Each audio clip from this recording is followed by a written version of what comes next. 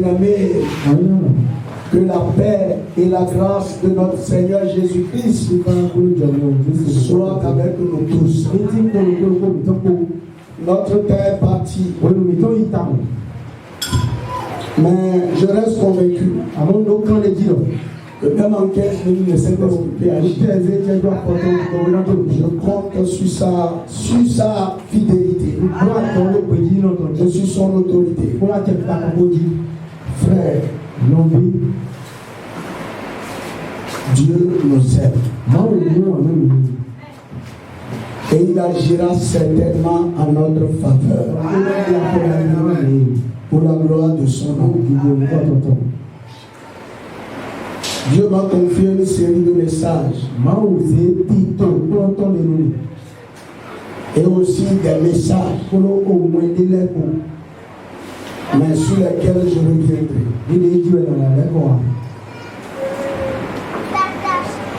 La série de messages que nous commençons aujourd'hui, ça peut finir dimanche prochain comme dimanche prochain. Je sais pas.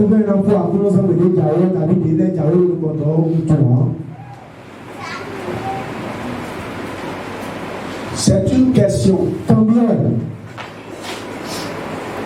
Avant de commencer à poser la question, j'ai suivi une vidéo cette semaine. Et dans la vidéo, franchement, j'ai été très impressionné et ça m'a mis dans une grande réflexion.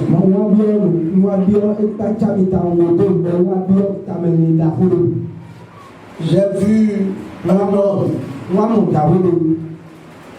qui était vraiment riche. Il avait de grosses voitures. Quand il se déplaçait, il y avait au moins 3 ou 4 voitures dans son escorte. Il avait des gardes de corps. Et puis, il y a eu un jeune homme qui le suppliait toujours pour dire qu'il veut lui parler. Et un jour, pendant que l'escorte passait, le jeune homme a arrêté le cortège. Et puis, le cortège s'est arrêté. Et quand l'homme est descendu, les gardes de corps sont venus ouvrir la portière. Et il a dit, jeune homme, qu'est-ce que tu me veux? Mais avant que tu ne parles, il y avait une des voitures dans laquelle se trouvait le sac d'argent. Et il a dit à celui qui le transportait, donne-lui de l'argent pour qu'on aille. Mais le jeune homme a dit, chef, je ne veux pas de l'argent, mais je veux être comme toi. Et il a dit, je te dis simplement, prends l'argent et vas-y. Et il dit, non, je veux être comme toi. Et puis il est sorti de la voiture, il a dit, écoute-moi très bien. Ne cherche pas à être comme moi, mais cherche à être ce que Dieu veut que tu sois. Quand il parlait, il a ouvert sa veste. Et j'avais vu qu'il y avait une poche dans laquelle coulait l'urine qu'il transportait. Donc quand il a fait, il a mis une ceinture ici et la poche était là. Et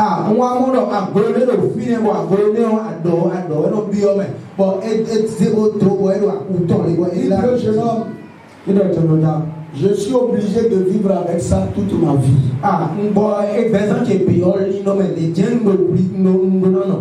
Et il a mis la main dans la poche. Il a sorti une plaquette de comprimés. Il dit écoute, je suis obligé de boire 8 comprimés toutes les 2 heures afin de tenir un peu.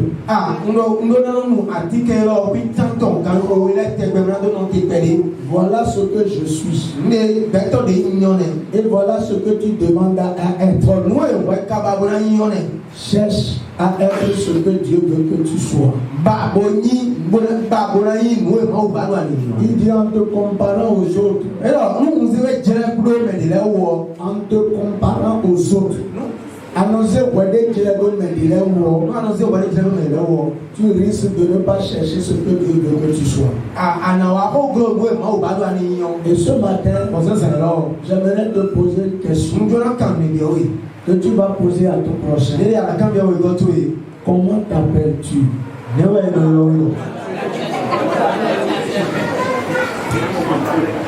Dis-lui ça. Regarde bien.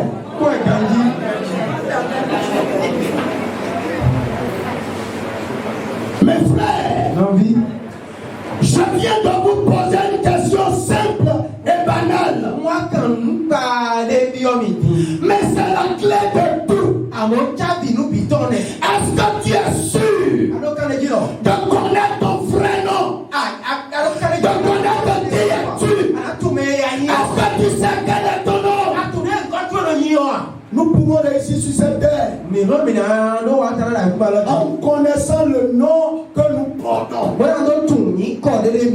frères, beaucoup errent, beaucoup souffrent, beaucoup manquent le bonheur par méconnaissance de leur nom.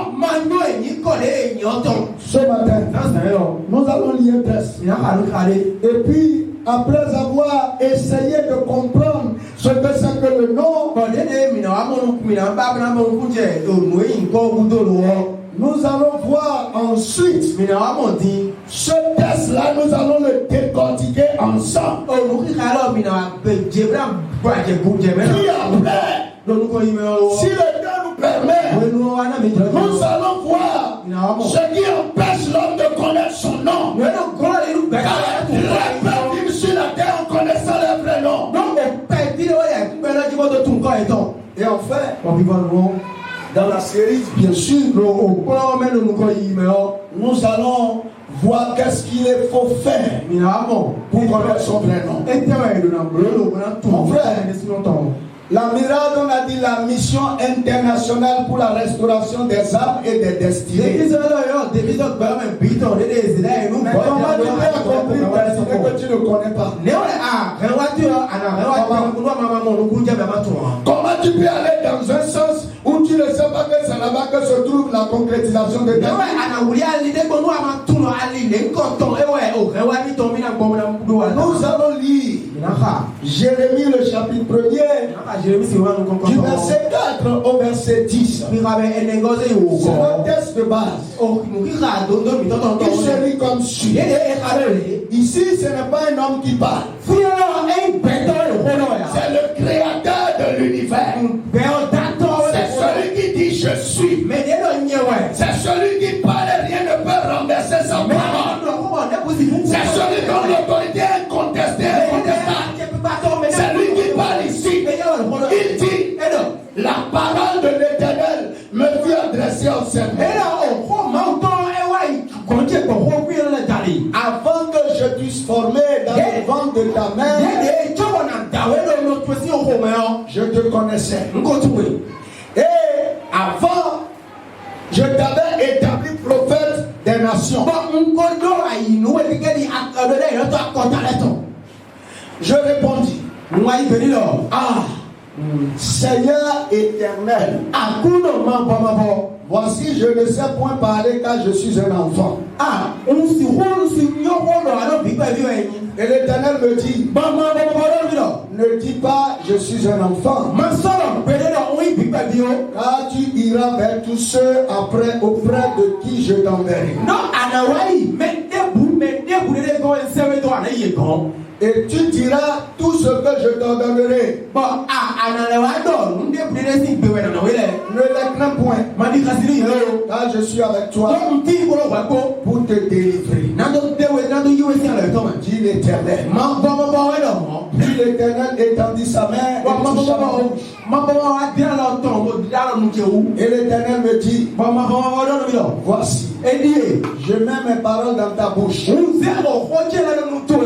Le verset 10, regarde, je t'établis aujourd'hui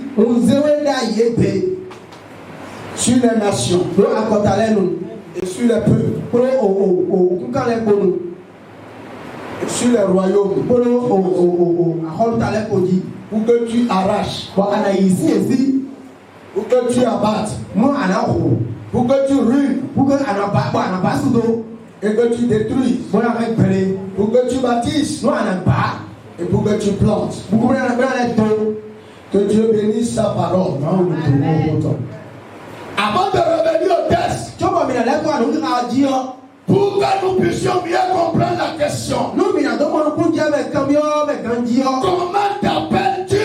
Nous avons besoin de savoir ce que c'est que le nom. Le nom, c'est ce qui permet de nommer quelqu'un. C'est une spécificité. Quand tu te regardes, est-ce que tu sais qu'est-ce que toi tu as de spécial qu'aucune personne n'a sur la terre? C'est ça connaître son nom. Ce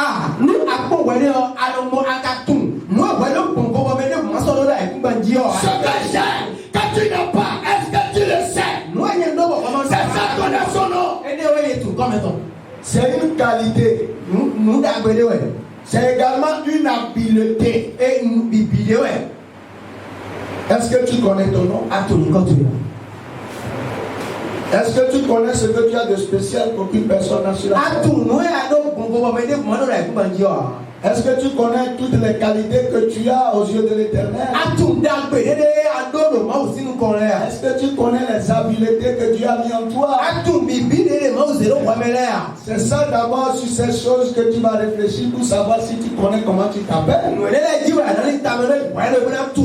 nom également, c'est la vision qu'une personne a de quelque chose ou d'une chose.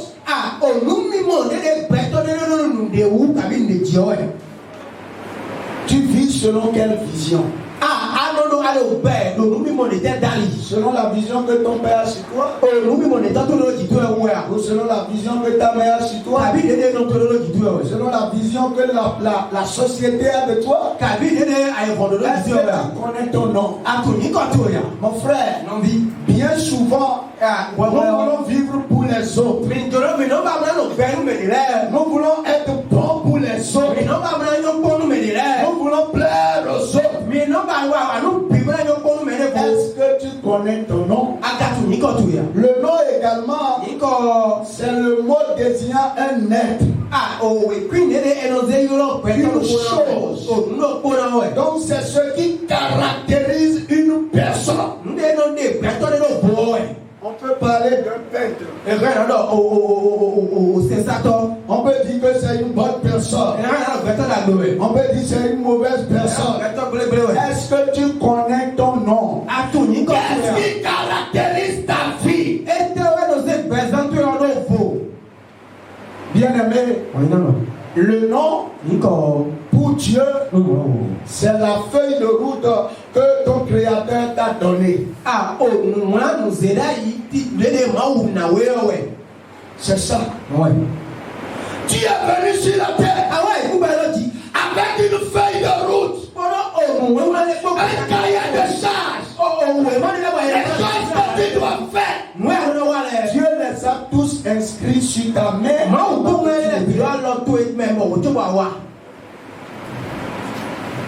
C'est ça le vrai nom.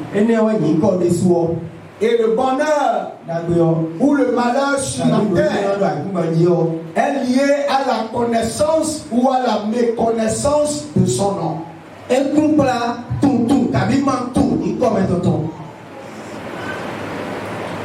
Mon frère,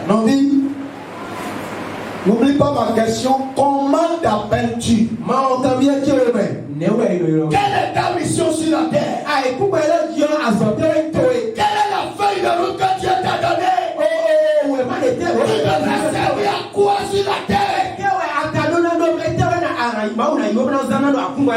Quelles sont les œuvres que tu as prévues spécifiquement que tu accomplisses? Est-ce que tu as les yeux ouverts sur cela? Ce que tu fais aujourd'hui, c'est ce qui te plaît ou c'est ce qui plaît à Dieu? C'est ce qui plaît à ton mari ou bien c'est ce qui plaît à Dieu? C'est ce qui plaisait à tes parents que tu fais aujourd'hui ou c'est ce qui plaît à Dieu? Repose encore la question. Comment t'appelles-tu? Et regarde maintenant et dis sois sincère. Es-tu sûr de connaître ton nom?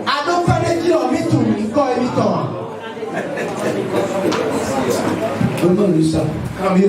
Mon frère, on est devant le Seigneur. Est-ce que tu es sûr que tu connais ton nom?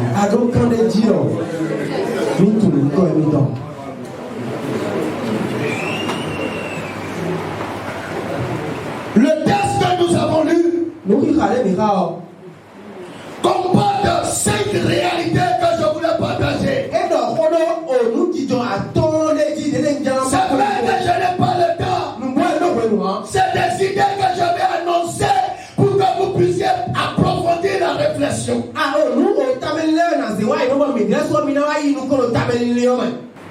Mon frère,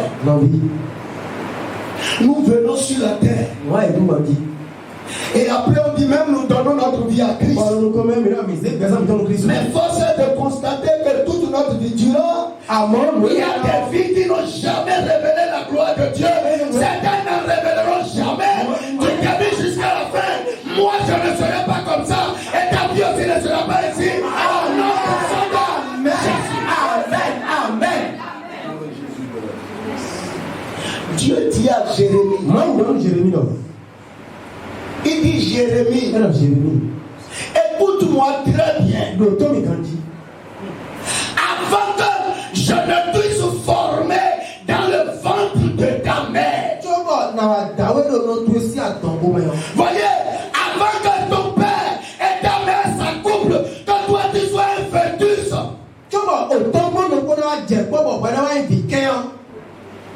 Moi je te connaissais. Je t'avais déjà donné un nom. Le jour où j'ai pris la décision que tu naisses, j'ai déjà mis le nom sur toi.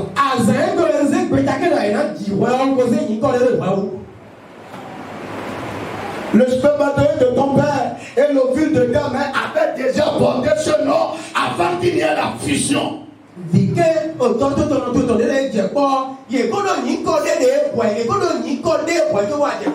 La première chose que j'ai retenue,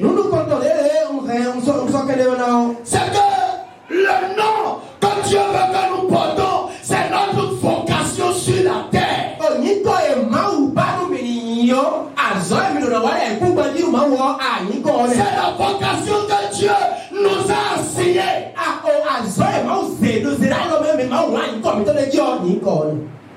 Jérémie devait exercer la vocation de prophète.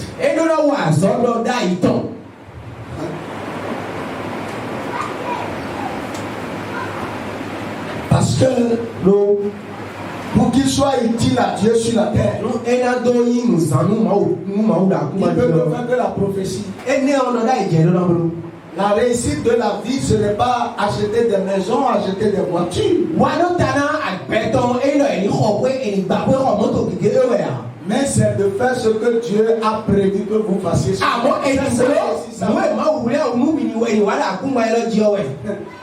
Mon frère, est-ce que tu connais ta vocation?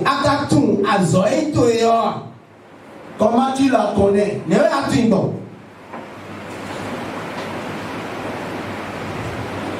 Voyez, pendant que je réfléchissais sur cette question,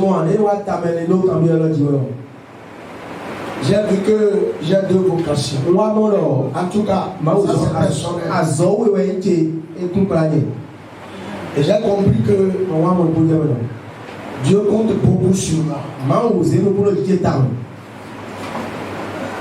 Mon frère, Ma soeur, sache une chose ce matin, et c'est la deuxième vérité. Ta constitution est en harmonie avec la vocation de Dieu pour ta vie.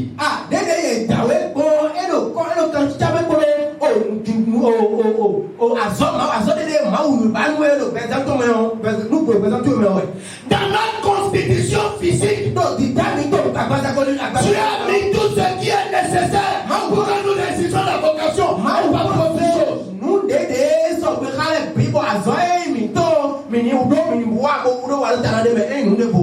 Regardez dans Somme 103 le verset.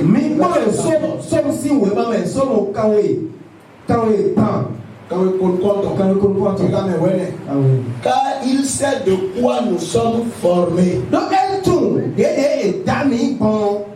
Je m'arrête à la partie A. Mon frère, j'ai réfléchi et j'ai médité. Et certains parmi vous, de votre naissance jusqu'à aujourd'hui, vous avez vécu des expériences. Vous n'avez pas compris la leçon derrière tout ça.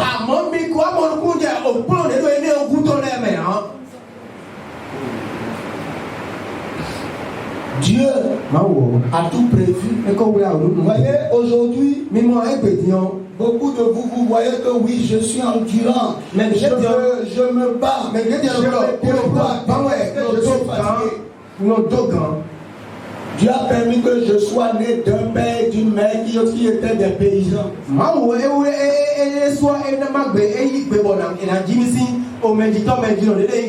Je marchais 18 km par jour.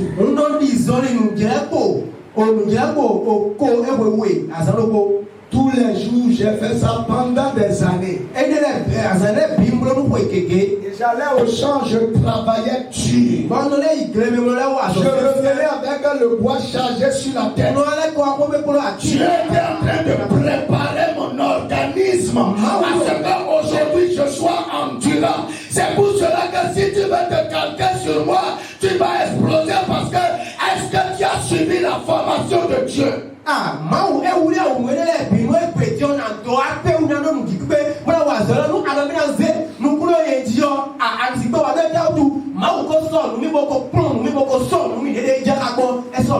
J'avais 11 ans quand j'ai donné ma vie au Seigneur. Et je suis resté dans la maison des pasteurs, très proche des pasteurs toute ma vie, jusqu'à récemment.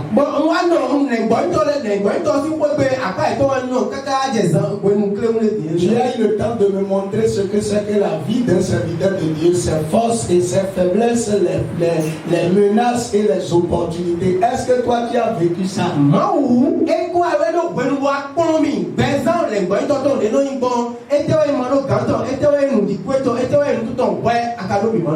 J'ai eu un parcours scolaire,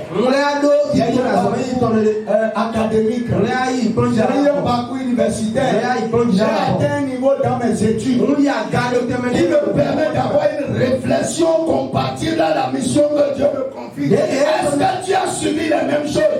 Voilà comment Dieu dit, je sais de quoi vous êtes formés. Et la vie ne peut te sourire que lorsque tu connais les éléments qui t'ont construit et que tu vas dans le sens de la utilisation.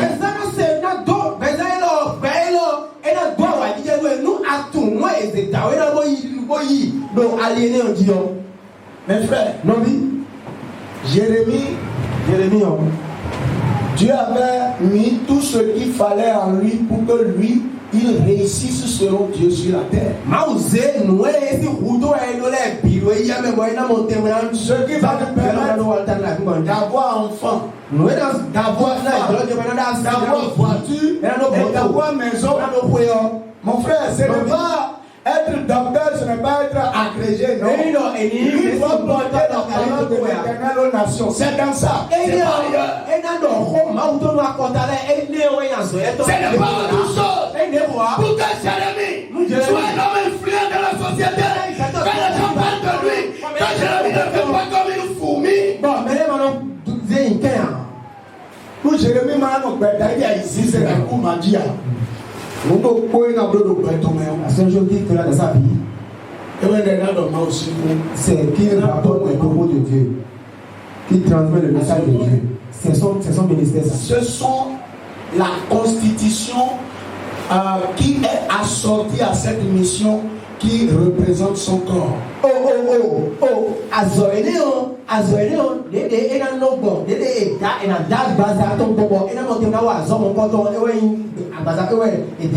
Je reviens encore, est-ce que tu connais ton nom? Ce que tu fais aujourd'hui, les activités que tu fais, est-ce que c'est compatible avec la constitution?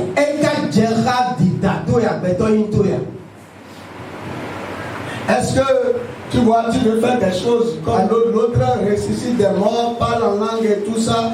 Toi, tu as suivi les choses qu'il a suivies. Mais dehors, et le dos ben comme le fond, mais c'est comme le rôle. J'ai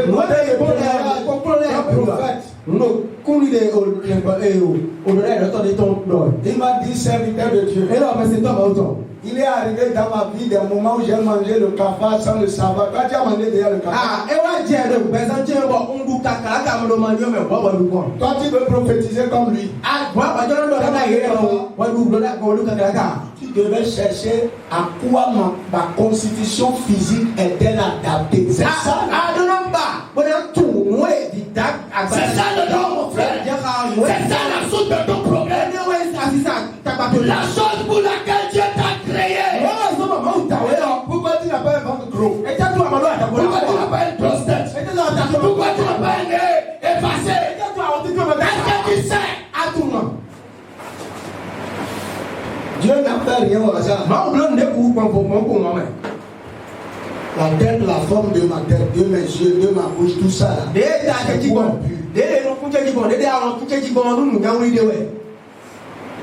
Pas penser qu'on peut seulement pour venir ici, tout le monde peut prêcher. Non, non. Beaucoup peuvent venir prêcher, faire des choses, mais à la fin, Dieu va dire vraiment, un mauvais ouvrier, je ne t'ai jamais connu. Éloigne-toi de moi. Parce que moi, je ne t'ai pas confié ça. Et donc,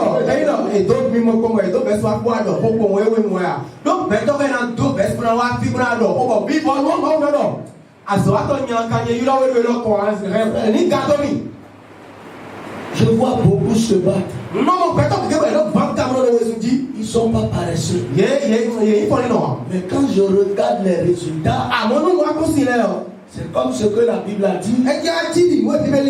Ils travaillent comme l'éléphant. Mais ils mangent comme la fourmi. Quel est ton nom? Comment t'appelles-tu?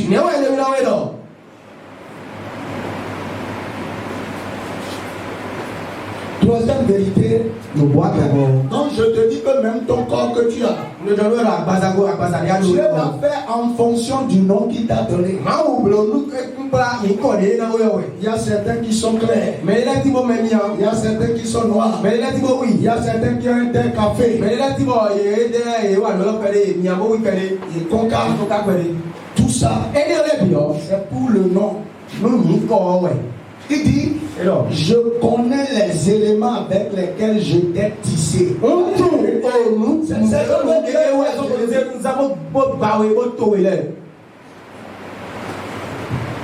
C'est ça. Il dit, avant que je puisse former, quand je te tissais encore dans le sein de ta mère, moi, je t'ai donné le cahier de charge. Je t'ai donné la vocation que tu auras sur la terre.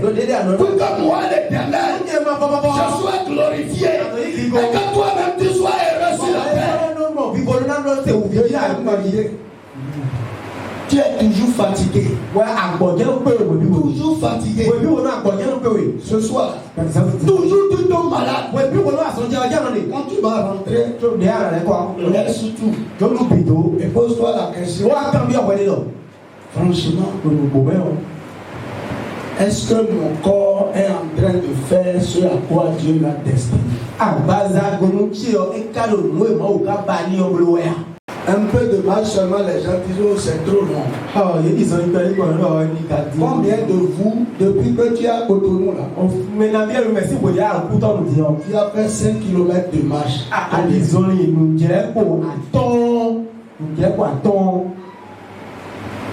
Combien? Mais ce n'est pas pour ça que quelqu'un qui peut faire 25 km va se moquer de vous. Non.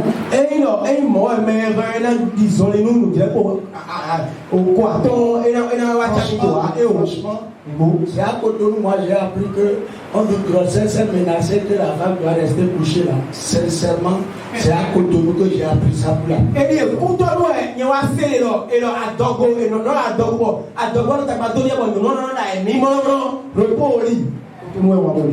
Femme enceinte, voyez, elle aura le ventre gros, un bébé autour et le fardeau sur la tête en transpirant.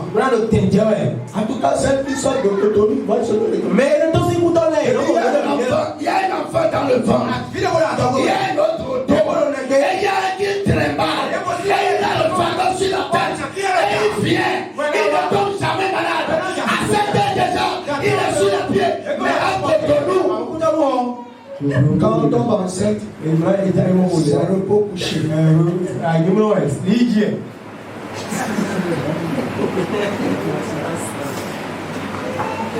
Dis, femme enceinte, est-ce que tu connais ton nom?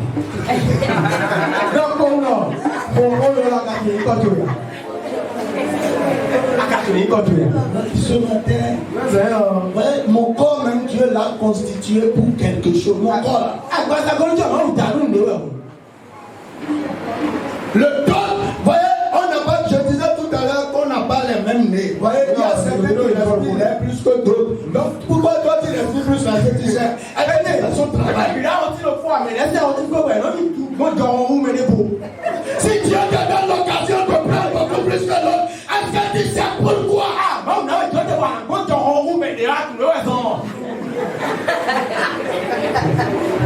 Ce n'est pas au hasard. À cause de ce que Dieu t'a donné, toi tu as besoin de beaucoup respirer, d'avoir l'air pour faire ce travail.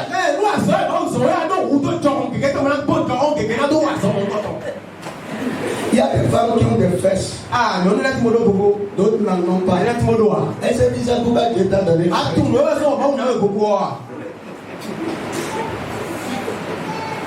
Certains de gros seins, certains de petits seins.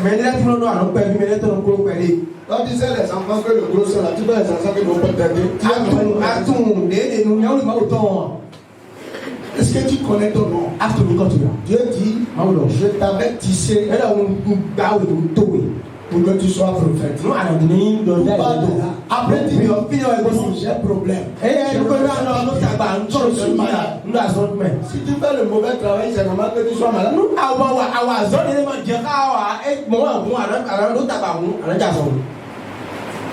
Moi, depuis ma naissance, avant que je ne vienne à Cotonou, je n'avais jamais tissé. Je ne connaissais pas cette maladie. Jusqu'à ce que je finisse l'université, je ne connaissais pas cette maladie. Jamais. Parce que je suis resté dans un environnement où l'air. Et toi, tu ne peux pas savoir pourquoi Dieu m'a donné une voiture climatisée. Et une voiture climatisée, c'est la même mission qu'on a.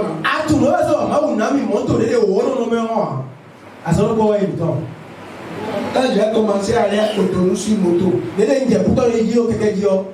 matin, midi, soir, c'est là que mes problèmes ont commencé. Ça veut dire que devant Dieu, avant que je ne démarre le processus d'aller Cotonou, je devais avoir une voiture. C'est là on parle de retard dans la vie.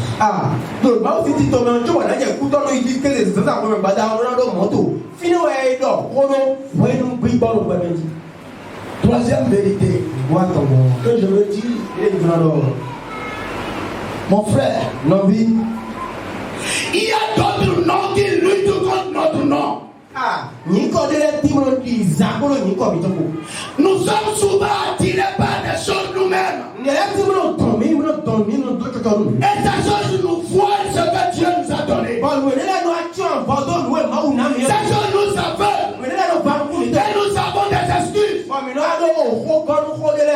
ici là. Le fils dit, Jérémie a dit à Dieu, Jérémie donne Maodo. oh Dieu, Ah oui. je ne peux pas parler C'est vous le roi, amen. parce que je suis un enfant. Vous vivez bien, Vous voyez, non. il a estimé qu'il n'avait pas encore 30 ans. Et là, mon ami, nous ne pouvons pas. Donc il fallait avoir 30 ans avant de commencer à prendre des propositions publiques. Ah, et là, mon ami, nous ne pouvons pas. Tu vas dire, au cours de l'automne, si nous dit. Mes frères, Non, oui. je regarde les gens aujourd'hui. On a le désir d'aller aux États-Unis. On a le désir de voyager, d'aller dans des pays. On a le désir d'avoir des positions. Est-ce que l'homme est compatible avec cette position? Ah, voyez, Jérémie, Dieu l'avait constitué pour qu'il soit au rang des autorités. Quand il parle avec les grandes personnes, il ne devait pas parler avec les yougou pour qu'on connaisse sa valeur.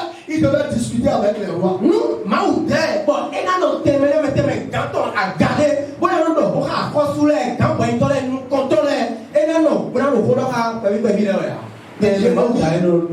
lui veut parler avec les gens de la basse classe. Ah, moi, Jérémie a hier pas, on a m'aider, nous, comme lui voulait être sacrificateur. Et il y a pas besoin pour ça, manger les sacrifices du temps.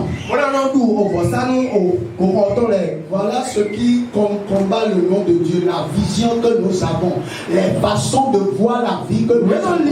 Voilà ce qui est-ce que tu es sûr que ce que tu désires est en harmonie avec ce que Dieu t'a confié? Jérémie ne voulait pas. Jérémie n'a pas. Voyez, Dieu lui a dit, tu ne peux pas discuter. Voyez, vous avez des problèmes parce que vous allez vous loger dans une dimension où les gens ne peuvent pas reconnaître votre valeur. Mon frère, c'est là on va reconnaître ta valeur. Il faut le savoir. Et si on ne reconnaît pas ta valeur, il faut que tu saches que tu n'es pas encore au bon endroit parce que même en culotte, le général est respecté. Quand l'armée rentre dans le camp, tout le monde se met au catapou parce qu'on reconnaît qui il est. Mais si le général se met en culotte et il passe devant ma maison, je ne le connais pas. Ah, c'est ça qu'il est général. Mais non, il y a quoi le fil et non. Ouais, il y a tout, il y a tout. À quoi miton. Donc, nous, nous, quand on est au Soumbinon, nous, nous, votre nom vous positionne dans un environnement. Voyez, une couche de personnes. C'est de pas avec des gens qui tous les gens sont en train de se plaindre de la vie. Tu parles de milliards. Tu parles de milliards. Mais quoi? Tu as des gens qui parlent de 100 francs, de 1000 francs. Et comment tu veux devenir riche? Impossible, mon frère.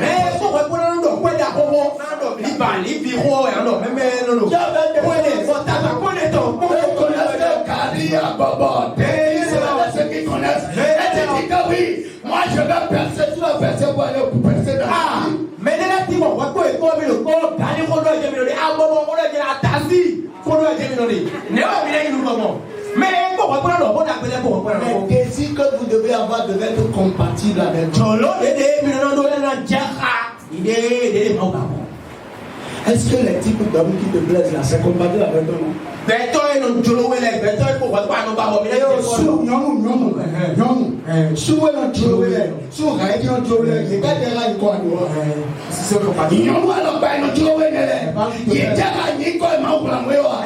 compatible au nom que tu as été.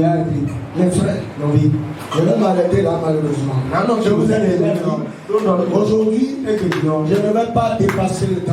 Je vais savoir te dire, il faut tout faire pour réfléchir si tu connais ton nom. Et que Dieu bénisse sa parole et te donne au nom de Jésus. Amen.